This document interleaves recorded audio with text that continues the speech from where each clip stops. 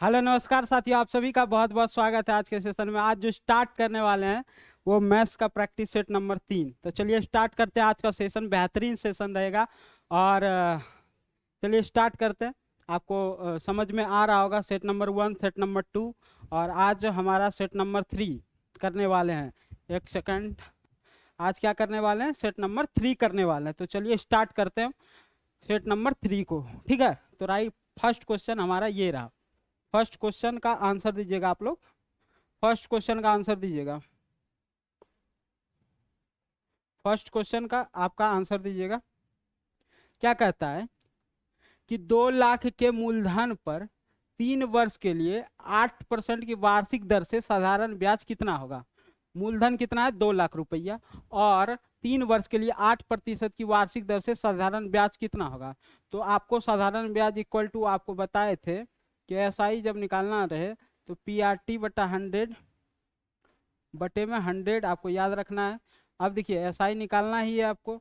मूलधन दिया है 2 लाख रुपये। कितना दिया है? 2 लाख। तो 2 पे 5 शून्य, 5 शून्य 2 लाख होता है। 2 लाख कितना होता है? 2 पे 5 शून्य गुना 3। आर कितना है? 8% है, गुना 8 गुना टाइम कितना है? 3 वर्ष है, बटे में 100। तो मूलधन गुना रेट गुना समय बटे में 100 कर दिए। तो ये हमारा क्या आ गया? SI निकल जाएगा। तो 2 जीरो से 2 जीरो कैंसिल, 8 या 24 दूना 48। 48 पे कितना शून्य बचा? 3 शून्य। 48 पे 3 जो यानी कि 48,000 जो हो गया हमारा आंसर हो गया। Right answer 48,000। Option number 3 correct answer हो जाएगा। ठीक है, नेक्स्ट सवाल की ओर चलें। चलिए नेक्स्ट सवाल की ओर। तो आपको जो है ये वाला फार्मूला जो है आपको हमेशा के लिए याद रखना है। SI इक्वल टू क्या होगा?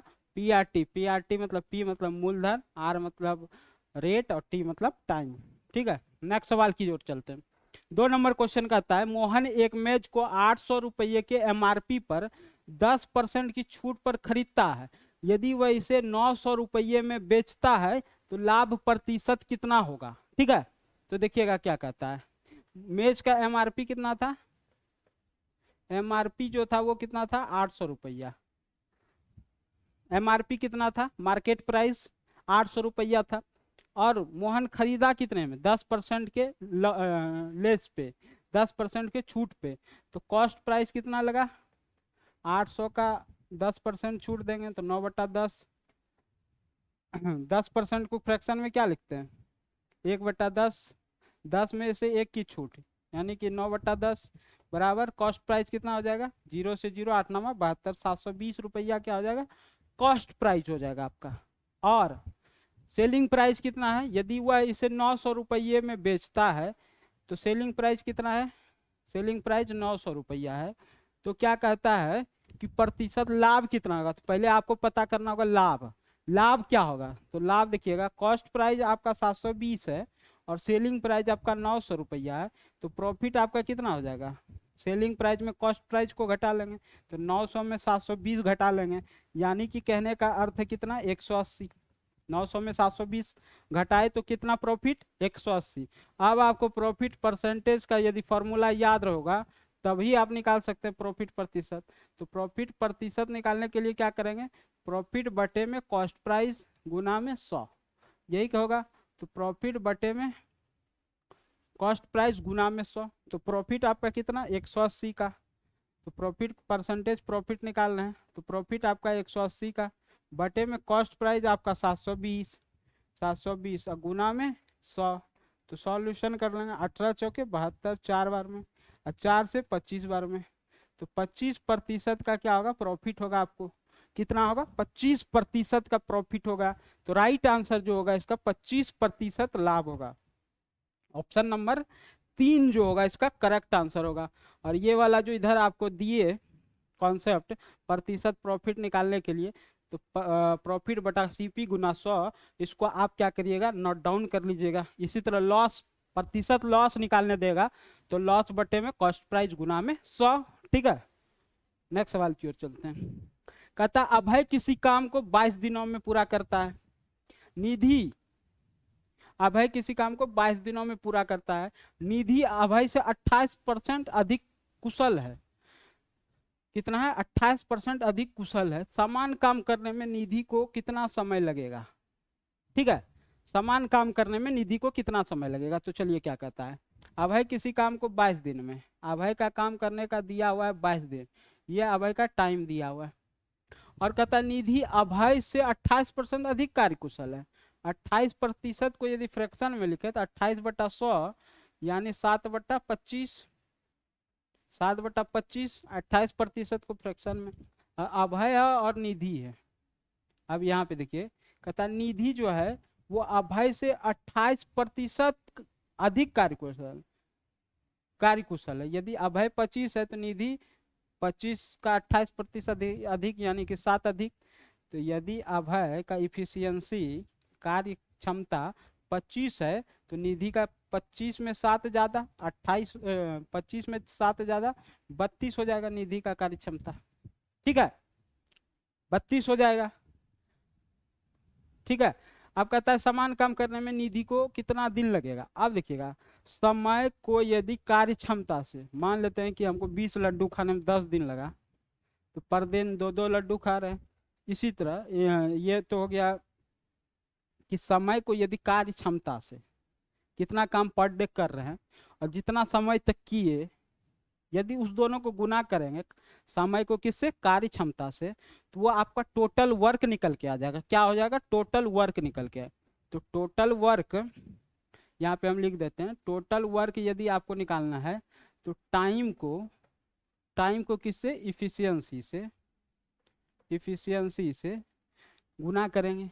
टोटल वर्क यदि निकालना होगा तो समय को कार्य क्षमता से गुना करेंगे। तो आपको यहाँ पे ये जो अभय है इसका समय दिया हुआ, कार्य क्षमता दिया हुआ है। तो अभय का टोटल वर्क इस दोनों को यदि मल्टीप्लाई कर ले निकल जाएगा। तो टोटल वर्क कितना होगा, 25 गुना 22 कर लेंगे, 25 गुना 20 250, अब 50 3, यह लीजिए 22 गुना 25 पूरा करने का जो है ये टोटल वर्क हो गया। ये क्या आ गया, टोटल वर्क आ गया। अब कहता है इसी काम को निधि को करने में कितना दिन लगेगा। ये टोटल वर्क जो आ गया ये 32 कार्य करता है निधि। अब काट लीजिए, काटिएगा तो यहाँ आंसर आ जाएगा आपका। देखिएगा 11 से यहाँ 16 सोना 32, 11 दूना 22, 25 गुना 11 275, 275 को भाग देंगे किससे, 16 से। तो 16 एकम 16, 17 16 16 256, 17 सही 3/16 जो हो जाएगा इसका करेक्ट आंसर हो जाएगा। देखिए 16 गुना 16 256, यहाँ 275 है ना, तो 256 प्लस 16 272 और 3 75, 200 मतलब 16 17 सही 3/16 जो होगा इसका करेक्ट आंसर हो जाएगा। नेक्स्ट सवाल की ओर चलते हैं। एक टेस्ट में क्वेश्चन अच्छा है, एक टेस्ट में 50 छात्रों का औसत स्कोर 44 है। छात्रों की संख्या कितना है, 50, ठीक है। कहता कुल छात्रों में 40% लड़कियां हैं। देखिएगा 50 को छात्र है उसमें 40% गर्ल है। 50 का 40%, 40% को यदि फ्रैक्शन में लिखे तो 2/5, तो 50 का 2/5 20, 20 गो गर्ल है तो 30 गो बॉयज भी है, निकल गया। अरे 40% लड़कियां होंगे तो 60% लड़के ऑटोमेटिक हो जाएंगे। कहता है शेष लड़के हैं, ऑटोमेटिक सी बात है शेष लड़के हैं, तो यहाँ तक तो ये कंप्लीट हो गया। फिर कहता है लड़कों का औसत स्कोर लड़कियों के औसत स्कोर की तुलना में 20% कम है। अब यदि बॉयज और गर्ल का हम रेशियो ले लें, इधर देखते हैं, इधर सॉल्व करते हैं। बॉयज और गर्ल का यदि रेशियो आप ले लें 3:2, ये संख्या हो जाएगा, संख्या का अनुपात हो जाएगा, ठीक है। और यहाँ पे औसत लड़कों का औसत स्कोर लड़कियों के औसत की तुलना में 20% कम है। 20% कहने का अर्थ है 20% का फ्रैक्शन में लिखे तो 1/5। तो यहाँ पे जो औसत हो जाएगा, औसत जो होगा वो किससे कितना कम होगा, लड़कों का औसत स्कोर लड़कियों के औसत स्कोर की तुलना में 20% कम है। तो लड़की का यदि 5 होगा तो लड़कों का कितना होगा, 4 होगा, ठीक है, सही है।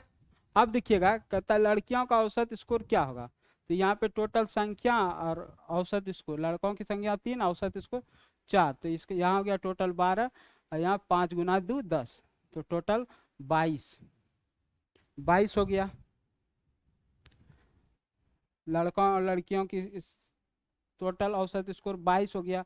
और यहाँ पे पूछा किसका, लड़कियों का, तो 22/5 कर ले, बराबर किसके हो जाएगा, तो यहाँ औसत स्कोर 44 के, काट लेंगे 22 दूना 44, 1 यूनिट बराबर कितने किसके 10 के। तो आपसे पूछा है क्या लड़कियों का औसत स्कोर क्या होगा, तो लड़कियों का औसत स्कोर 5 यूनिट है, तो 5 गुना 10 यानी कि 50 जो होगा इसका करेक्ट आंसर हो जाएगा, 50 जो होगा इसका करेक्ट आंसर हो जाएगा। नेक्स्ट सवाल की ओर चलें, नेक्स्ट सवाल की ओर चलिएगा, देखिएगा क्या कहता है। दिए गए पाई चार्ट, इस पाई चार्ट को आपको देखना है और इसके बाद दिए गए प्रश्न का उत्तर देखिए। यदि पाई चार्ट में 3 व्यक्तियों के बीच 36 कंचों के वितरण को दर्शाता है, माधुरी के कंचे, जितेंद्र के कंचे और जॉन के कंचे, ठीक है, कहता वितरण को दर्शाता है। माधुरी के पास कितने कंचे हैं, तो माधुरी के पास देखिएगा 180 डिग्री है, पूरा ये डिग्री में 180 डिग्री है, और इधर जितेंद्र के पास 60 डिग्री कंचे है, और जॉन के पास 120 डिग्री कंचे। यदि टोटल कंचों की संख्या 36 है, ये तो पूरा सर्कल 360 डिग्री का आता है ना, तो 360 डिग्री में जो है वो 36 कंचे हैं, तो माधुरी के पास जो है 180 डिग्री का एरिया है, तो इसका आधा ही होगा, इसको 2 से भाग देते हैं तो 180, तो इसका भी आधा होगा, तो 36 का आधा क्या हो जाएगा 18, तो माधुरी के पास कितना होगा 18 कंचे होंगे, माधुरी के पास कितना कंचे होंगे 18 कंचे होंगे, तो 18 कंचे होंगे, सॉरी 18 कंचे होंगे, तो राइट आंसर जो होगा ऑप्शन नंबर 3 करेक्ट आंसर हो जाएगा। नेक्स्ट सवाल की ओर चलते हैं, नेक्स्ट सवाल देखिएगा क्या कहता है। नेक्स्ट सवाल आपके पास ये है, ए और बी के अनुक्रमानुपाती, ए बी अनुक्रमानुपाती हैं, मतलब डायरेक्टली प्रोपोर्शन है, ए डायरेक्टली प्रोपोर्शन है बी का, मतलब यानी कि ए का वृद्धि होगा तो बी का भी वृद्धि होगा। कहता है ए बराबर 52 के और बी बराबर 91 के, कहता है ए इक्वल टू यदि 52 है और बी इक्वल टू 91 है, फिर कहता है तो बी बराबर 126 होने पर, बी 126 हो गया, सही है, तो ए का मान क्या होगा। अब यदि हम इसको थोड़ा सा कमाल इसमें करें कि इसको रेशियो में तोड़ लेते हैं, देखिए 13 चौके 52 और 13 सत्ते 91,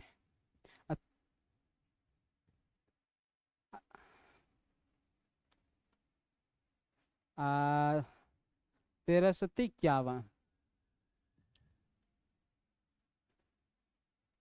और 13,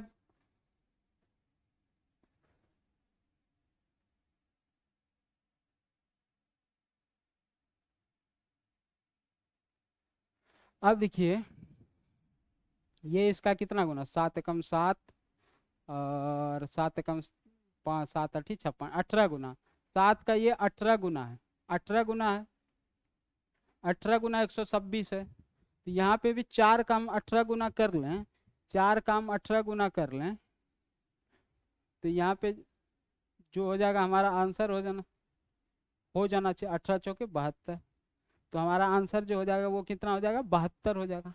करेक्ट आंसर जो होगा, राइट आंसर जो होगा ऑप्शन नंबर डी हो जाएगा, ठीक है, ऑप्शन नंबर डी जो हो जाएगा हमारा राइट आंसर हो जाएगा। ए का मान कितना हो जाएगा 72 हो जाएगा। नेक्स्ट सवाल की ओर चलते हैं। 7 सेंटीमीटर त्रिज्या वाले अर्धगोले को पिघलाकर 4 छोटे समान गोले बनाए जाते हैं, इन गोलों की त्रिज्या है, गोला का आयतन, गोला का आयतन और अर्धगोला का आयतन, ये आपको पता होना चाहिए पहले तो। गोला का आयतन 4/3 पाई आर क्यू, अर्धगोला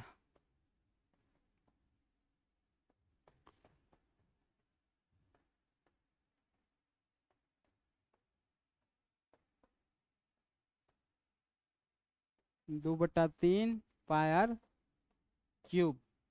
ये जो आपको डेली का डेली हम कुछ ना कुछ साइड में लिखाते हैं, इसको आप भी इसी तरह लिखते रहिए साइड में, एक दिन आपके पास कलेक्शन हो जाएगा, और एसएससी में जो भी सवाल पूछे जा रहे हैं ना, वो देख रहे हैं डायरेक्ट फार्मूला बेस्ड पूछे जा रहे हैं।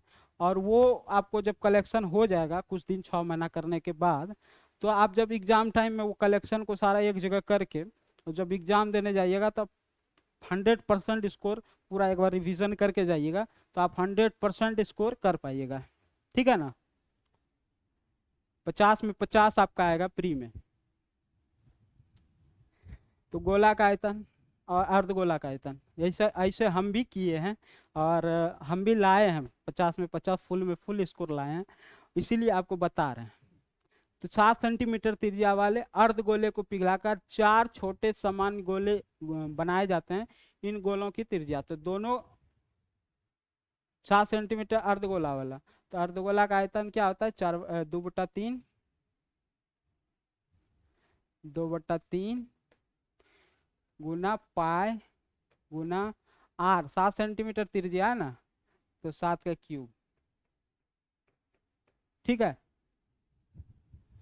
अर्धगोला को पिघलाकर 4 छोटे समान आकार के गोले बनाए जाते हैं। दोनों का आयतन को बराबर कर लेंगे, तो दोनों का आयतन बराबर करेंगे, तो 4 गोला बनाता है, तो गोला का आयतन कितना, 4/3 गुना पाई को पाइये रहने देते हैं, आर क्यूब। आर निकालना, इन गोले की त्रिज्या आर क्यूब। ठीक है। अब यहाँ से क्या कीजिए, कटा लीजिए। कटाइएगा तो क्या होगा आंसर, देखिए पाई से पाई कैंसिल हो गया, 3 से 3 कैंसिल हो गया, उसके बाद देखिए 2 से 2 कैंसिल हो गया, तो 4 दूना 8, ये 8 उठ के इधर आ जाएगा, ये 8, यानी कि कहने का अर्थ है 2 गुना 2 गुना 2, 2 का क्यूब है ना, तो यहाँ पे आर क्यूब बराबर यहाँ दिया 7 गुना 7 गुना 7 बटे में 8 को हम लिख सकते हैं इस तरह। किस तरह, 8 को हम इस तरह लिख सकते हैं, 2 गुना 2 गुना 2, तो यहाँ पे क्यूब है तो यहाँ पे एक एक निकल जाएगा, तो 7/2 जो होगा वो आर का वैल्यू हो जाएगा हमारे पास। आर का वैल्यू 7/2, यानी कहने का अर्थ है कि 3.5 जो होगा हमारा आंसर होगा, तो 3.5 सेंटीमीटर हमारा आंसर हो जाएगा। ठीक है।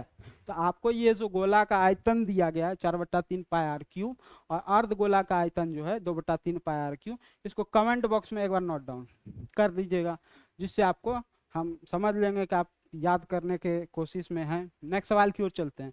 मान लीजिए कि ज्योमेट्री का सवाल है, मान लीजिए कि ए बी सी त्रिभुज एक्स वाई जेड की भुजाओं क्रमशः एक्स वाई वाई जेड और एक्स जेड का मध्य बिंदु, ये त्रिभुज है।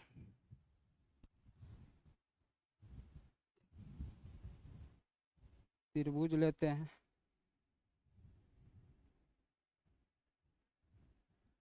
ये लिए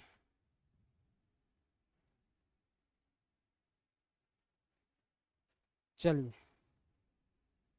ये त्रिभुज है आपका ए बी सी, ए बी सी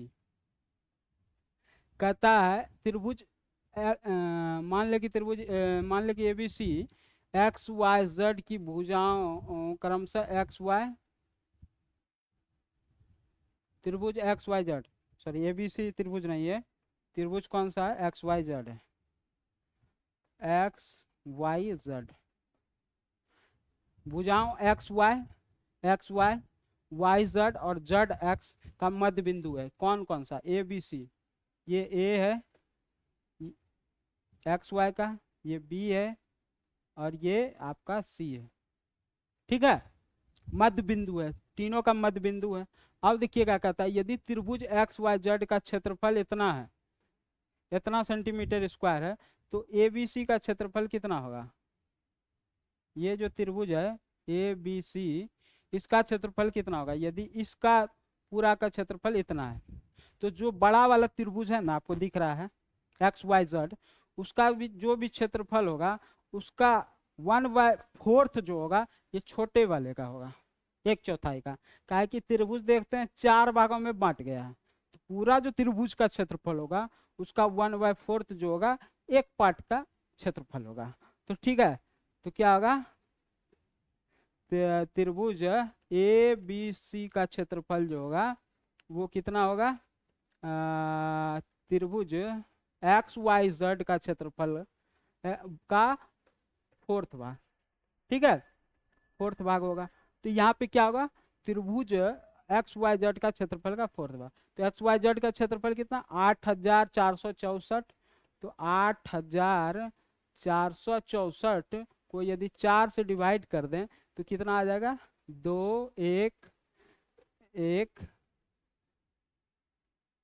6 2116 सेंटीमीटर स्क्वायर जो हो जाएगा इस छोटे वाले ए बी सी का क्षेत्रफल हो जाएगा। किसका?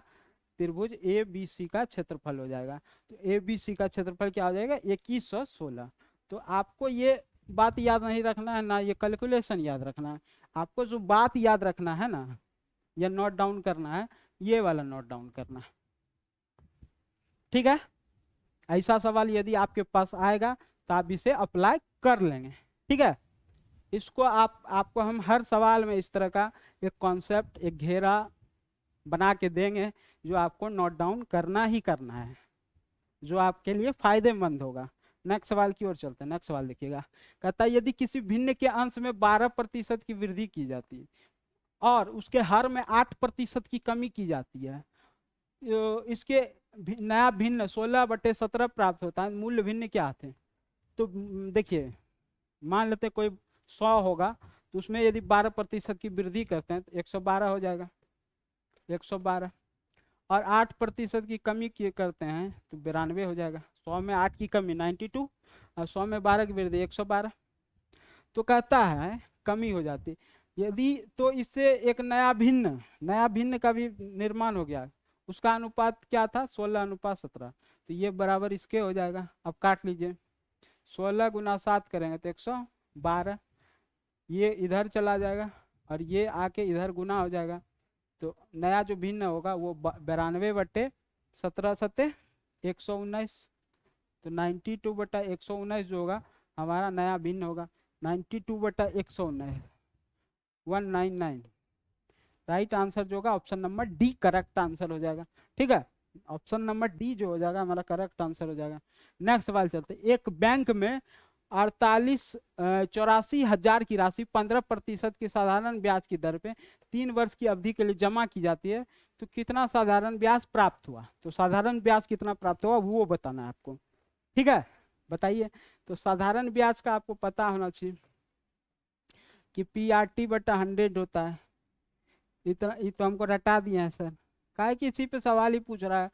जो सेट करा रहे हैं ना, ये 12 सेट है प्रीवियस ईयर क्वेश्चन का। एक एग्जाम हुआ था SSC का, उसका 12 सेट हुआ, 12 शिफ्ट में एग्जाम हुआ। वो 12 शिफ्ट आपको कराना है।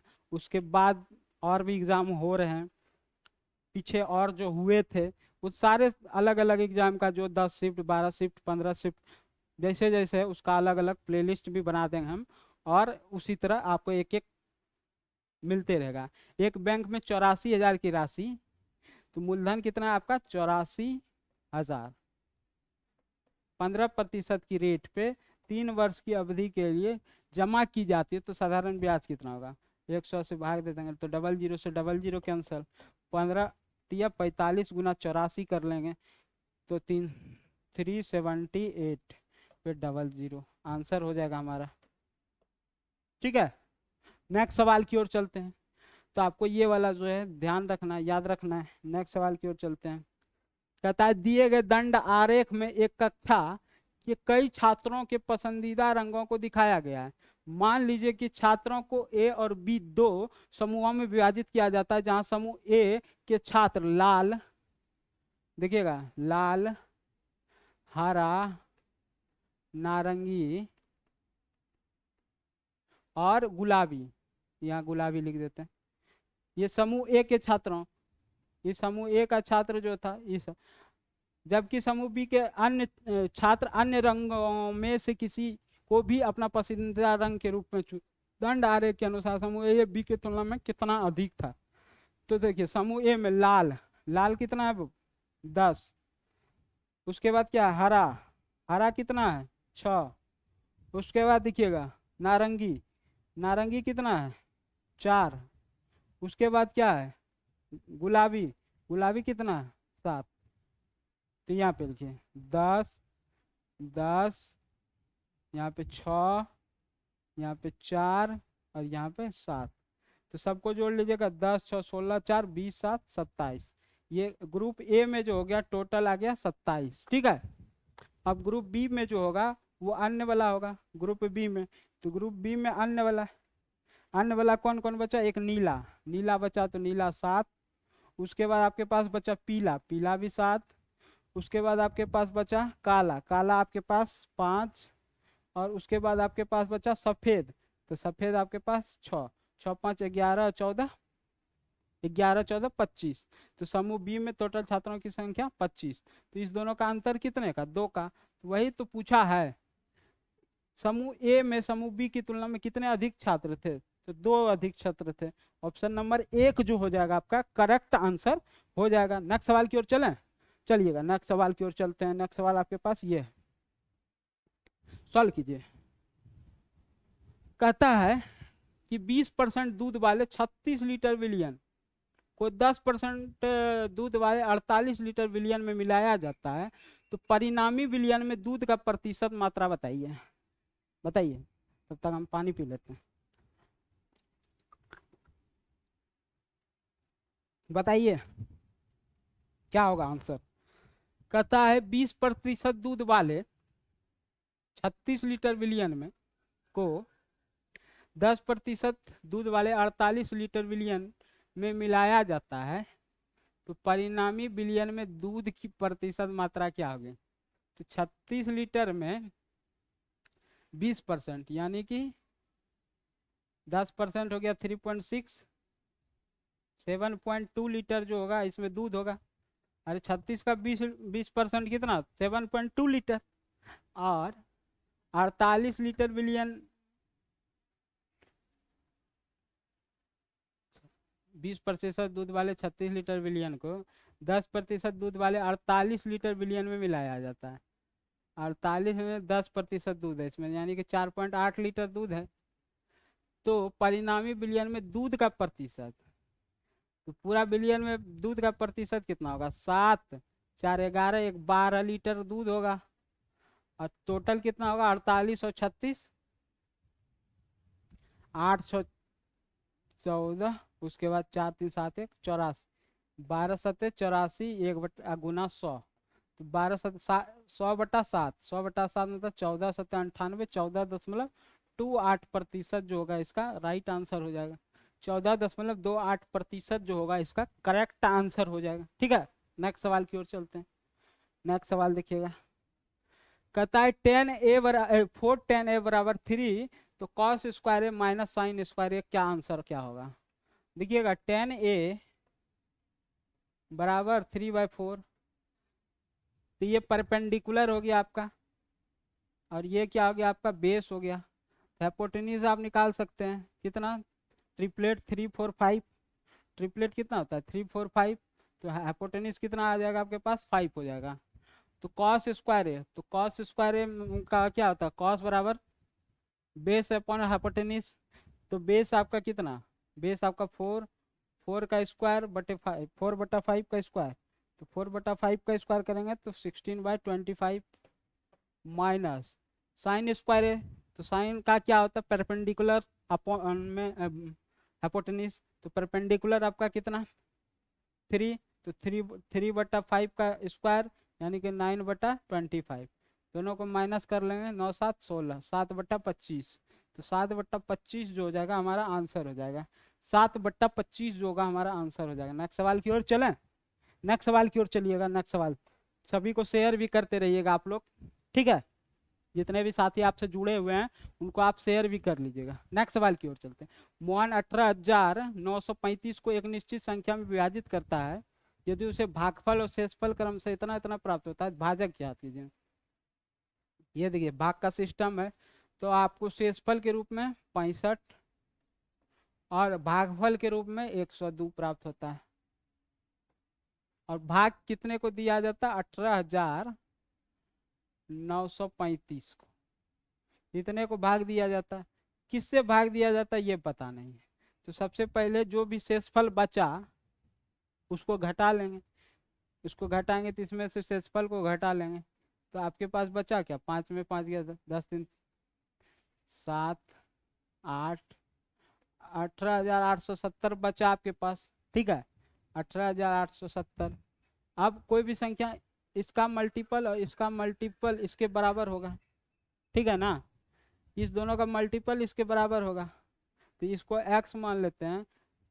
तो x गुना 102, तो x का वैल्यू क्या होगा, इसको 102 से भाग दे देंगे। तो यदि हम 18,870 को 18,870 को 102 से भाग देंगे तो हमारा x का वैल्यू निकल के आ जाएगा।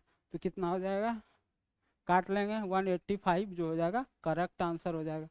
185 जो हो जाएगा करेक्ट आंसर हो जाएगा। नेक्स्ट सवाल की ओर चलें, इसको सॉल्यूशन कीजिए। नेक्स्ट सवाल की ओर चलते हैं। नेक्स्ट सवाल देखिएगा, राहुल की उम्र उसके पुत्र अमन की उम्र का अनुपात, राहुल और अमन की उम्र का अनुपात 9:1 है। राहुल की उम्र और उसके पुत्र अमन की उम्र का अनुपात 9:1 है। यदि उसके उम्रों का अनुपात 144 है, ठीक है, क्या है 144 है, तो 4 वर्ष बाद उनकी उम्रों का योग। यदि उनकी उम्रों का गुणनफल 144 है, 9, यदि x x है मान लेते हैं, तो 9 गुना 1, 9x² बराबर क्या हो जाएगा, x इंटू एक्स, x² बराबर 144। तो 9 से काट लेंगे, 16 बार में चल जाएगा, x² बराबर 16, तो x का वैल्यू 4, x का वैल्यू आपके पास 4 आ गया। तो आप क्या करते, 4 वर्ष बाद उनकी उम्र का योग कितना होगा, तो इसका हो जाएगा 9 चौक 36 और इसका हो जाएगा कितना 4।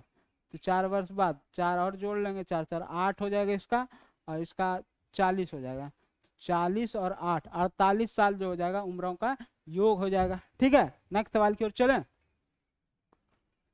नेक्स्ट सवाल की ओर चलते हैं। नेक्स्ट सवाल आपके पास ये है, 52 गुना 52 माइनस 48 गुना 48 को सरल करना है। तो सरल कीजिए, कौन सा फॉर्मूला यूज कीजिएगा, 52 गुना 52 कीजिएगा, माइनस उसके बाद 48 गुना 48 कीजिएगा। बहुत लंबा नहीं हो जाएगा, बहुत लंबा हो जाएगा। इसका पूछने का मतलब है कि यदि हम एक ही चीज को a गुना a, तो a² माइनस b² पे यदि हम सवाल दिए हैं, तो आपको पता होना चाहिए a plus B into a minus B होता है, a माइनस बी होता है। तो एक बार इस दोनों को जोड़ देंगे, तो 52 प्लस 48 100, एक बार इस दोनों को घटा लेंगे, 52 में से 48 घटा देंगे 4, तो 400 जो हो जाएगा इसका राइट आंसर हो जाएगा। क्या हो जाएगा, 400 राइट आंसर हो जाएगा।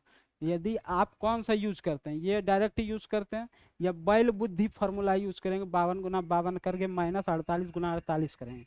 यदि वो करेंगे तो उसमें आपको बहुत टाइम लगेगा, और यदि इसका अप्लाई करेंगे, इस चीज का, इस तकनीक का, इस फार्मूले का यूज करेंगे, तो आपको बहुत कम समय में सॉल्व हो जाएगा, ठीक है। देखते साथ सॉल्व कर सकते हैं। नेक्स्ट सवाल की ओर चलते हैं। नेक्स्ट सवाल आपके पास ये कहता है, त्रिभुज ABC में PQ क्रमशः भुजा AB और AC का मध्य बिंदु है। जो ये देखिए, ये त्रिभुज आपके पास, हाँ ये देखिए, ये त्रिभुज आपके पास ABC, ABC, ठीक है। P और Q क्रमशः भुजा AB और AC का मध्य बिंदु है। यहाँ पे ये मध्य बिंदु जो है वो है P और इसका मध्य बिंदु Q। कहता R रेखाखंड PQ का ऐसा ऐसा बिंदु है कि PR, ये दोनों R रेखाखंड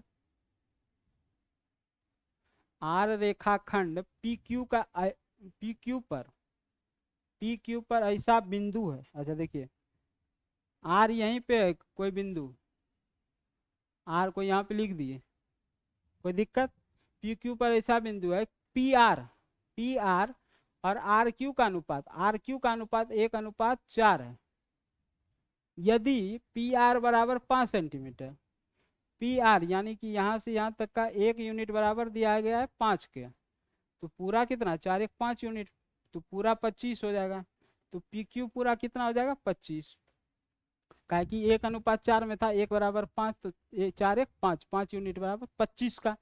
तो पूरा P और Q आ गया हमारे पास कितना 25 का। अब पूछा क्या है, तो BC कितना होगा, तो BC, यदि ये PQ 25 है, तो BC कितना, ये इसका डबल होता है, कितना होता है 2 गुना होता है। तो BC कितना हो जाएगा आपके पास 50, तो 50 सेंटीमीटर जो हो जाएगा इसका राइट आंसर हो जाएगा। नेक्स्ट सवाल की ओर चलते हैं। नेक्स्ट सवाल देखिएगा, काहे कि मध्य बिंदु पे मिलाया गया था। मध्य बिंदु के बाद ये जो लाइन होता है, ये इसका क्या होता है, डबल होता है, दो गुना होता है। ठीक है, नेक्स्ट सवाल की ओर चलते हैं। निम्नलिखित में से कौन सी चार से विभाज्य नहीं है? तो चार से डिविजिबिलिटी का रूल क्या कहता है? चार से डिविजिबिलिटी का रूल कहता है कि यदि संख्या का अंतिम दो नंबर चार से विभाजित हो गया तो संख्या पूरी की पूरी संख्या चार से विभाजित हो जाएगी। ठीक है, तो यहाँ पे देखिए 72 पूरा पूरी कट रहा है, 92 कट रहा है, 16 कट रहा है, लेकिन 94 चार से विभाजित नहीं हो रहा है। तो ऐसा यही संख्या होगा, ऐसा यही संख्या होगा जो कि चार से विभाजित नहीं होगा। ठीक है, तो ऑप्शन नंबर 3 जो होगा करेक्ट आंसर हो जाएगा। नेक्स्ट सवाल की ओर चलते हैं। नेक्स्ट सवाल आपके पास ये है, निम्नलिखित आलेख 5 कंपनी VWXY और Z की मांग करता है, उत्पादन को दर्शाता है। यदि कंपनी W के उत्पादन का के प्रतिशत कंपनी Z के उत्पादन के बराबर है तो के किसके बराबर होगा? तो देखिए कंपनी W ये है, के उत्पादन का के प्रतिशत, ये डिमांड है, ये प्रोडक्शन है। तो प्रोडक्शन W का प्रोडक्शन कितना होगा? 1600। उत्पादन का के प्रतिशत, तो 1600 का के प्रतिशत निकाल देते हैं। कंपनी Z के उत्पादन के बराबर, कंपनी Z का उत्पादन कितना? 2400, 2400 के बराबर है, तो के बराबर, तो डबल जीरो से डबल जीरो कैंसिल, 16 से काट देंगे, 16 से काटेंगे, 16 एकम 16, 150। तो के बराबर कितना के? 150, 150 बार में कट गया। ऑप्शन नंबर 4 जो हो जाएगा इसका राइट आंसर हो जाएगा। ऑप्शन नंबर 4 जो हो जाएगा इसका राइट आंसर हो जाएगा। नेक्स्ट सवाल की ओर चलते हैं। नेक्स्ट सवाल क्या कहता है? नेक्स्ट सवाल आपके पास ये है, चांदी की एक पूजा की थाली के सेट को 10,000 के अंकित मूल्य पर 10% और 5% के क्रमिक छूट के साथ बेचा जाता है। भुगतान नगद किए जाने पर अतिरिक्त 5% का छूट दिया जाता है। नगद भुगतान पर वस्तु का विक्रय मूल्य ज्ञात करें। नगद भुगतान किया गया, तो जब नगद भुगतान किए थे तो 5% अतिरिक्त और छूट दिया गया था। तो सबसे पहले देखिएगा थाली कितना का था? 10,000, 10,000 था, गुना पहले अंकित मूल्य पर 10% का छूट, तो 9/10, फिर 5% का छूट, तो 95/100 यानी कि 19/20। नगद भुगतान किया तो फिर 5% का छूट दिया, तो फिर 19/20। सॉल्यूशन करेंगे, 1 शून्य 2 शून्य 3 शून्य cancel.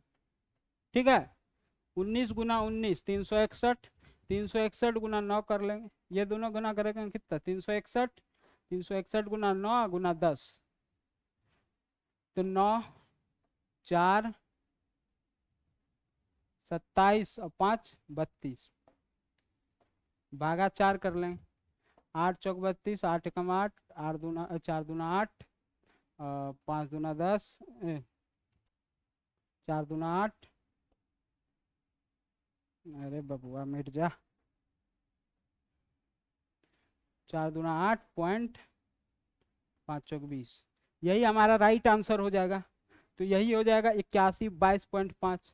Right answer option number 1 जो हो जाएगा आपका सॉल्यूशन हो जाएगा। ठीक है, नेक्स्ट सवाल की ओर चलते हैं। नेक्स्ट सवाल देखिएगा, यदि एक दुकानदार का कैलकुलेटर RS 500 के अंकित मूल्य पर 7% प्रत्येक दी गई क्रमिक छूट देता है, तो कैलकुलेटर का विक्रय मूल्य, यदि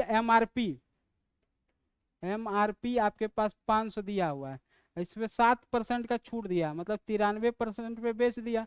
100 में 7 का छूट यानी 93 पे, डबल जीरो से डबल जीरो कैंसल, 93 गुना 5 कर लीजिए। अच्छा, दो क्रमिक छूट पे बेचा गया, सॉरी, दो क्रमिक छूट पे बेचा गया, तो एक बार और 93 गुना 93/100 कर लेंगे, कोई दिक्कत नहीं। तो यहाँ पे क्या कर लेंगे, 93 का स्क्वायर, 93 का स्क्वायर कर लेंगे, गुना 5/100 कर लेंगे।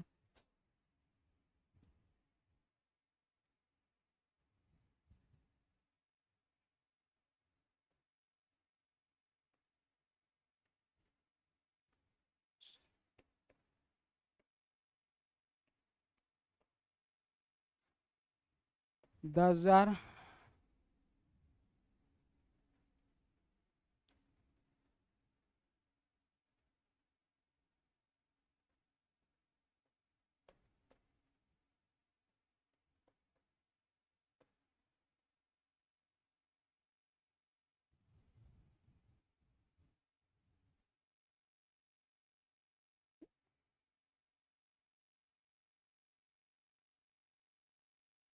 10,049 में से 7 दूना 1400 घटा लेंगे।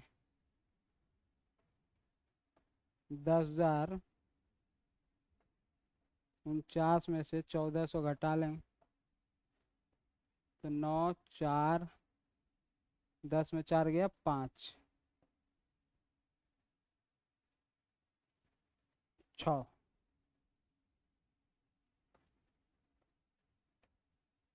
और यहाँ पे 9 में 10 इससे 10 में से 4 गया 6 और यहाँ बचा 10 में से गया 9।